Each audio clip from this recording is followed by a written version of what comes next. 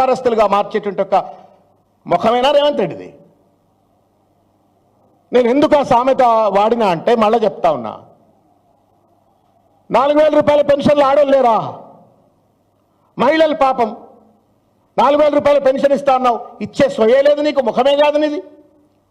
మహాలక్ష్మి పేరు మీద 2,500 రూపాయల పథకం ఇస్తా అన్నావు, డబ్బులు ఇస్తా అన్నావు, ₹1 ఇంతవరకు ఇవ్వలేదు. కళ్యాణ లక్ష్మి పేరు మీద తులం బంగారం ఇస్తా అన్నావు, తులం బంగారం దేవుడెరుగు, నువ్వు ఈ మాసం బంగారం కూడా ఇవ్వాలి ఇంతవరకు నువ్వు వాళ్ళకు. కేసీఆర్ కిట్ అంటే ఏంది? అది డెలివరీ అయినటువంటి ఒక మహిళలకు కేసీఆర్ కిట్టు, దాన్ని బంద్ పెట్టినావు నువ్వు. న్యూట్రిషన్ కిట్, ఒక కన్న తల్లి పిల్లలకు ఇచ్చేటువంటి ఒక దానికోసం అని చెప్పని న్యూట్రిషన్ కిట్, దాన్ని తుంగలో దొక్కినావు నువ్వు. ఇట్లా నువ్వు ఇష్టం వచ్చినట్టు మహిళలకు సంబంధించిన పథకాలను తుంగలో దొక్కి 1,000 మంది ఆడబిడ్డలకు కోటీషన్లు చేస్తానగానే పేపర్లలో ఫ్రంట్ లైన్ వచ్చే అబ్బాయి అయిపోయింది, నా పని అయిపోయిందిరా అని చెప్పని రాతగా బాతగా అనుకుని, ఇది ఎక్కడ న్యాయం అండి? ఇది సిగ్గుశరం ఉండాలా మాట్లాడితే. దమ్ముంటే నువ్వు దీనికంటే ముందు first you implement 4,000 rupees pension scheme, Kalyana Lakshmi అమలు చేయి, తులం బంగారం ఇవ్వు, కేసీఆర్ కిట్ అమలు చేయి, కేసీఆర్ న్యూట్రిషన్ కిట్ అమలు చేయి.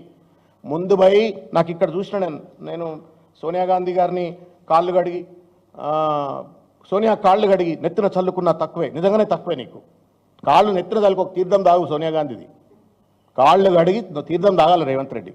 He could never become a chief minister but for Sonia Gandhi and Rahul Gandhi. A character like that will never become a chief minister.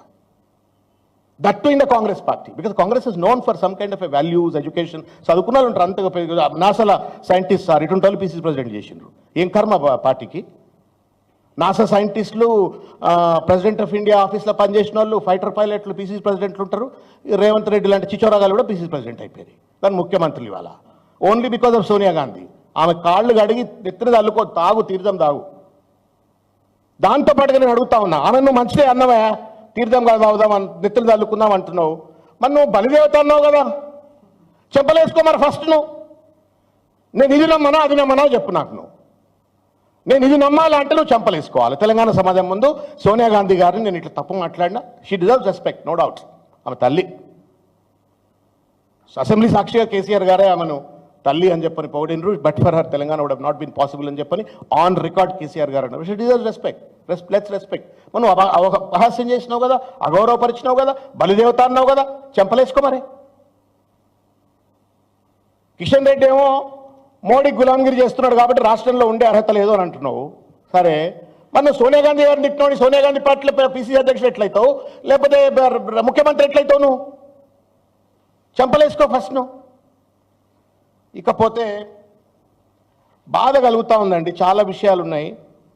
సావుకు పెళ్లికి ఒకటే మంత్రం అండి ఈయనది. ఆ మీటింగ్ ఆ డాన్స్ మీద జరీనా, బాక్సర్ పేరు ఏం పేరు అమ్మాయి, Nikhat Zareen and then some other Olympic awards వచ్చినటువంటి ఒక ప్రతిష్టాత్మకమైన మహిళలు కూర్చున్నారు. మహిళలు కూర్చున్నటువంటి ఒక డాన్స్ మీద ఇంత చిల్లరగా పొలిటికల్ డైలాగ్స్ చేయొచ్చా చెప్పరి? నేను అందుకే అంటా ఉన్నా, పెళ్లికి సావుకు ఒకటే మంత్రం చదివేటోడిని ఏమంటారు? సన్నాసి అంటారు. On dais where a political individuals are there. మనందరి వాళ్ళు గర్వపడతాం, మనం కూడా గర్వపడతాం. మన ప్రభుత్వం కూడా, బీఆర్ఎస్ ప్రభుత్వం కూడా మనకు గౌరవించింది. వాళ్ళని పక్కన కూర్చోబెట్టుకుంటుంటే కేసీఆర్ని తిడుతుంటే నువ్వు వేదిక ఉండదా? నువ్వు ఎక్కడ ఏం మాట్లాడాలో తెలియదా? ఈ పేపర్ చూడ్రి, ఈ పేపర్లో వచ్చిన వార్త, విజయోత్సవానికి రెడ్డి ఏడాదైనా గూడేదని చెప్పని 80 లక్షల అప్లికేషన్లు వచ్చినాయి. సిగ్గులేదు మాట్లాడటానికి? నువ్వు ఒక ఇల్లు కట్టలే నువ్వు రేవంత్ రెడ్డి. 11 నెలలు అయిపోయింది, 12 నెలలు అయిపోయింది, ఒక ఇల్లు కట్టలేను. నీ లెక్క ప్రకారంగా 5 లక్షల ఇల్లు ఈ పాటికి కట్టుండాల్సి ఉండే, 80 లక్షల అప్లికేషన్లు వచ్చినాయి. You never talked about it. రెండో ముఖ్యమైనటువంటి ఒక 2 విషయాలు మాట్లాడి నేను పోతలుసుకున్నా. తొక్కుకుంటా వచ్చినా అని చెప్పని మాట్లాడి, ఎవరిని దొక్కినావు నువ్వు? ఉత్తమ్ కుమార్ రెడ్డిని దొక్కినావు, మా పొన్నాల లక్ష్మయ్య గారిని తొక్కినావు, తొక్కే ప్రయత్నం. మా సార్ తొక్కించుకోడు కానీ, తిరగబడతాడు కానీ తొక్కే ప్రయత్నం చేసినావు. ఉత్తమ్ కుమార్ రెడ్డిని దొక్కినావు, బట్టి విక్రమార్కని దొక్కినావు, శ్రీధర్ బాబుని దొక్కినావు, దామోదర్ రాజనరసింహని దొక్కినావు, మధు యాష్కిని అయితే అసలుకే దొక్కినావు. వాళ్ళని తొక్కుంటూ వచ్చినావు, వాళ్ళని దొక్కినావు నువ్వు. నేను ఒక్క విషయం చెప్పదలుచుకున్నాను రేవంత్ రెడ్డి గారికి, కాంగ్రెస్ పార్టీ కార్యకర్తలు కూడా దయచేసి వినాలని చెప్పి నేను కోరుతా ఉన్నా. నేను ఏదో తొక్కుంటూ వచ్చినా, నేను ముఖ్యమంత్రి అయినా అని చెప్పని మిడిచిపడతా ఉండు రేవంత్ రెడ్డి గారు, మిడత లెక్క. నువ్వు ముఖ్యమంత్రి అయిన దాని వెనుక అనేక మంది, లక్షల మంది కార్యకర్తల యొక్క కష్టం ఉంది.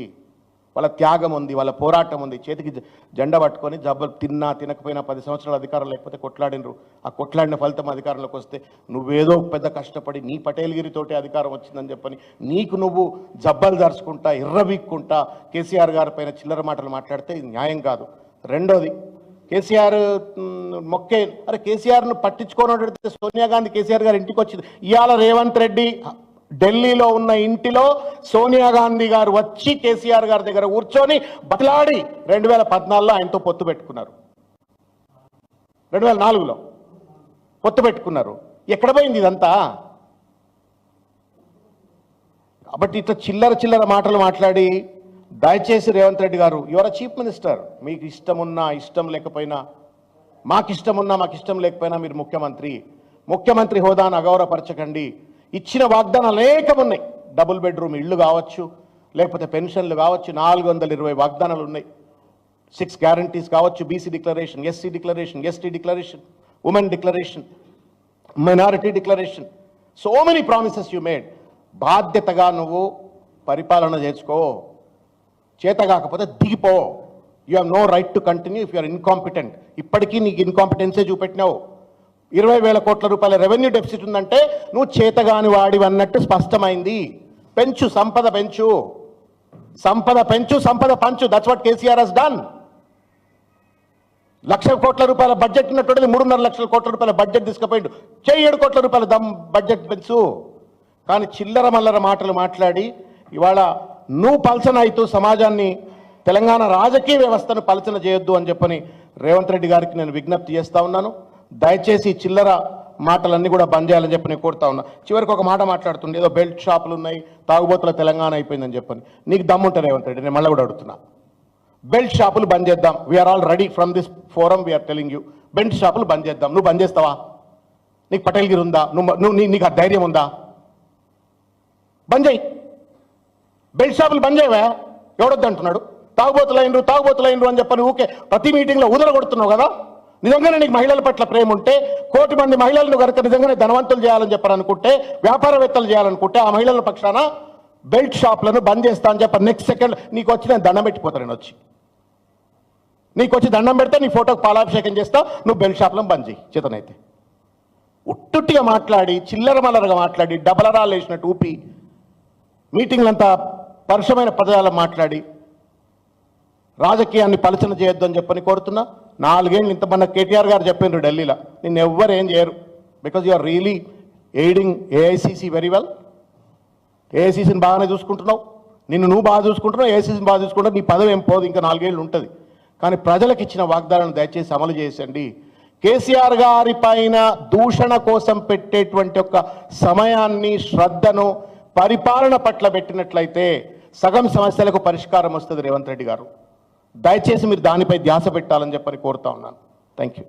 ఉంది ఇది చూడండి, ఇక కేసీఆర్ కాస్కో, మా కార్యకర్తల పౌరుషమా నీ కుట్రలు కుతంత్రాలా తేల్చుకుందామని చెప్పని దోపిడీ చేసేది నువ్వు. కార్యకర్తల కష్టం మీద అధికారంలో